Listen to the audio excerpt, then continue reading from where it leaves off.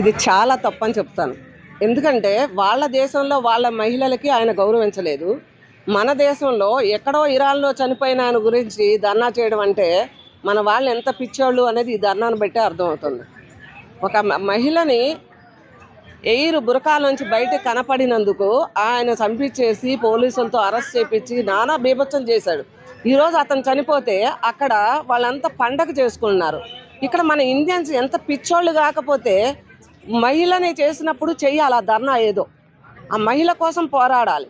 అలాంటిది పోయి దుర్మార్గుడు లాంటి వాడు, దుష్టుడు లాంటి వాడు చనిపోతే ధర్నాలు చేయడం అంటే వీళ్ళకి పిచ్చనాలా వెర్రనాలా చెప్పండి.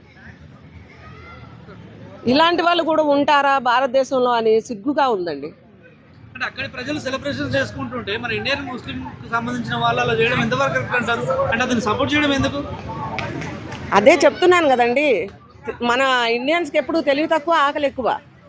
వీళ్ళకి ఏంటంటే ఏదో విధంగా పబ్లిసిటీ కావాలి. ఇప్పుడు పబ్లిక్ ఎలా ఉన్నారంటే పబ్లిసిటీ కోసం ఎగబడుతున్నారు తప్ప అక్కడ వాస్తవం ఏంటి అవాస్తవం ఏంటి అనేది తెలుసుకోని రీతిలో ఉన్నారు. ఆ మైకల్లో ఏంటంటే ఇప్పుడు యూట్యూబ్లు వచ్చాయి, ఫేస్బుక్లు వచ్చాయి, సోషల్ మీడియా కానీ యూట్యూబ్ కానీ వైరల్ అవుతున్నారు. వైరల్ అవ్వడం కోసం చేస్తున్న ప్రయత్నం తప్ప ఇది నిజంగా వాళ్ళు మంచి వాళ్ళు అయితే అలా చేయరండి. ఒక మహిళని దారుణంగా చంపినప్పుడు చేయాల్సిన ధర్నా ఒక దుర్మార్గుడు చనిపోతే ధర్నా చేయడం ఏంటండి చండాలంగా. ఇప్పటికైనా ఈ వీడియో చూసాకైనా మీకు నిజంగా బుద్ధి ఉంటే ధర్నా ఆపేయండి అమ్మా.